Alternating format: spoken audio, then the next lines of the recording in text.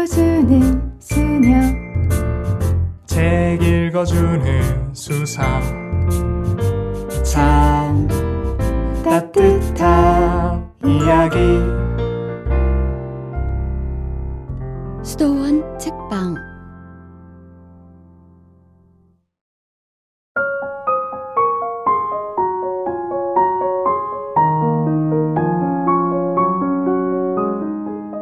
안녕하세요. 책 읽어주는 수사 성버릇수대 황인수 이냐시오 수사입니다. 이번에 함께 읽을 책은 참 소중한 이야기라는 책입니다. 다를레이 자농이라고 하는 브라질의 성버릇수도의 수사가 쓴 글, 그리고 김동주 도마 수사가 옮긴 책입니다.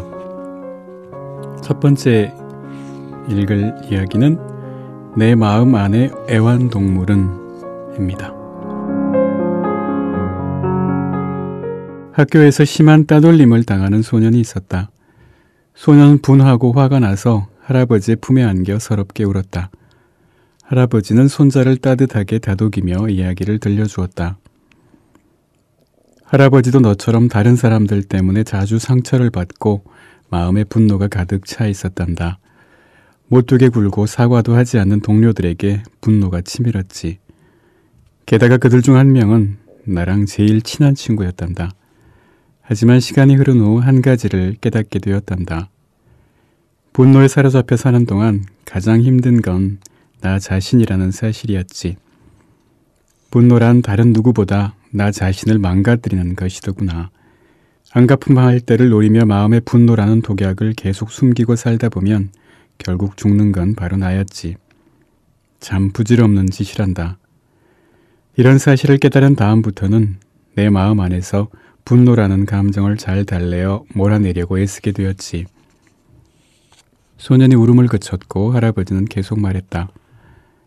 사람의 마음 속에는 두 가지 동물이 있단다. 양과 일이란다.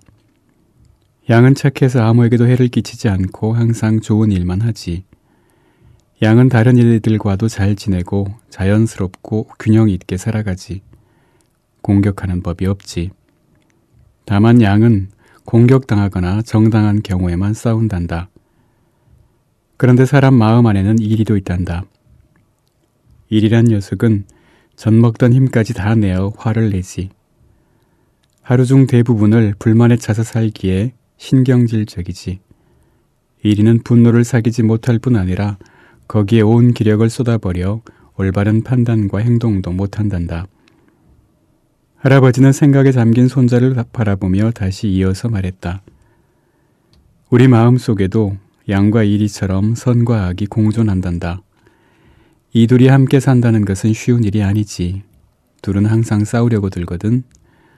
세상에 서로 제 힘을 자랑하려고 난리를 피우지. 어느 쪽이 더 강한지 힘겨루기를 하는 거란다.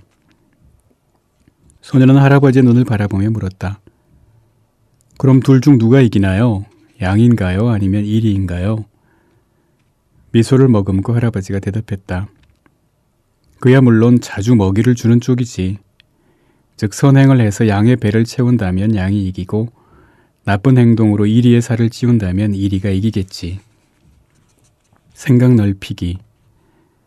우리 마음속에 양과 이리가 존재하는 것은 부정할 수 없는 사실입니다. 또 누구나 사나운 이리를 물리치고 선한 양이 되고 싶어 합니다.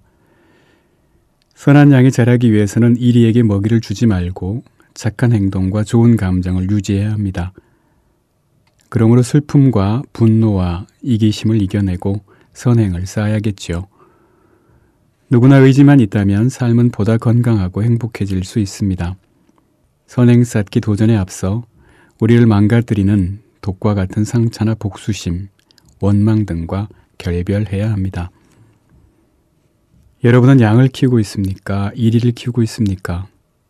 어떻게 먹이를 주고 있습니까? 양이 승리하도록 어떤 선행을 쌓고 있습니까? 여러분에게 상처를 준 사람이나 구체적인 상황을 떠올려 보세요.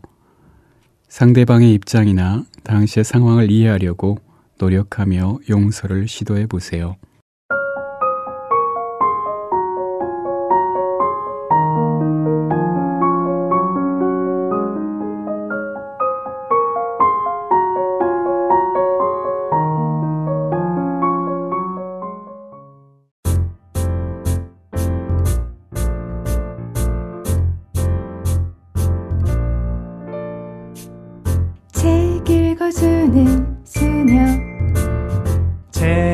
읽어주는 수사. 참 따뜻한 이야기.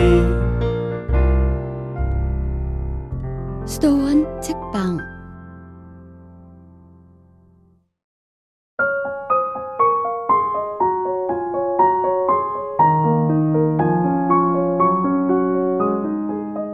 참 소중한 이야기 두 번째.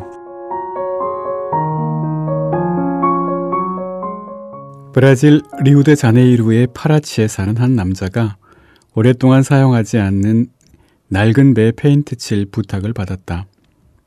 그는 즉시 페인트와 붓을 챙겨 바닷가로 가서 일을 시작했는데 얼마 안 가 배 밑으로 페인트가 새는 것을 알게 되었다. 자세히 살펴보니 배 밑바닥에 구멍이 나 있었다. 그는 페인트 칠만 부탁받았지만 배에 난 구멍까지 말끔히 수리해주고 그날 품삯을 받아 집으로 돌아왔다. 일주일 뒤 배 주인이 남자의 집에 찾아와 봉투를 내밀었다. 봉투 안에는 전에 받은 품삯보다 훨씬 더 많은 돈이 들어있었다. 남자는 눈이 휘둥그레져 물었다. 서장님, 이미 품삯은 주셨는데 왜 또 주시는 겁니까? 오늘은 페인트 칠이 아니라 배를 수선해둔 대가를 드리는 겁니다. 아주 간단한 수리였는걸요? 따로 또 주실 필요 없습니다. 이 돈은 너무 과분합니다. 알아요. 하지만 당신은 이 돈을 받을 자격이 충분합니다. 제가 배에 난 구멍은 깜빡하고 페인트 칠을만 부탁했었는데 칠이 끝나자마자 그게 다 마르기도 전에 제 아들들이 낚시를 하러 배를 타고 바다로 나갔답니다. 아들 녀석들이 구멍이 난 배를 끌고 바다로 나갔다고 생각하고 저는 절망에 빠졌습니다. 보나마나 배가 가라앉았을 것이기에 몸서리를 치며 울부짖었습니다. 그런데 한참 뒤 아이들이 배를 타고 멀쩡히 살아 돌아왔을 때 제 기분이 어떠했겠습니까? 당신은 모를 겁니다. 배를 자세히 살펴봤습니다. 배 구멍이 말끔히 고쳐져 있더군요. 너무나 정말 너무나 감사했습니다. 당신은 제 아이들의 생명의 은인입니다. 이 고마움은 그 어떤 무엇으로도 갚을 길이 없습니다. 생각 넓히기. 선행이 어떤 결실을 맺을지 알지 못하므로 선행에는 가격을 매길 수 없습니다. 선행은 그 자체로 풍성합니다. 반대로 악행의 결실은 좋지 않습니다. 나쁜 행동 하나가 얼마나 많은 문제들을 불러일으킬지 알 수 없습니다. 페인트 칠을 하러 가서 배 구멍까지 고쳐준 남자의 친절과 관대한 행동은 큰 가르침을 줍니다. 내면을 잘 돌보는 사람은 단순히 의무감으로 일하지 않습니다. 항상 좋은 일을 할 자세가 되어 있고 보상이나 대가를 바라지 않습니다. 주위를 둘러보십시오. 조금만 주의 깊게 살펴보면 기회가 많습니다. 배 주인의 행동 역시 우리에게 의미 있는 가르침을 줍니다. 남자의 선행에 진심을 다해 마음으로부터 감사 인사를 했습니다. 누군가의 도움을 받았을 때 진정이 담긴 마음의 인사를 할 줄 알아야 합니다. 이야기 어느 대목에서 감동을 받았나요? 이야기 속의 남자처럼 관대하고 친절한 행동을 할 준비가 되어 있는지요?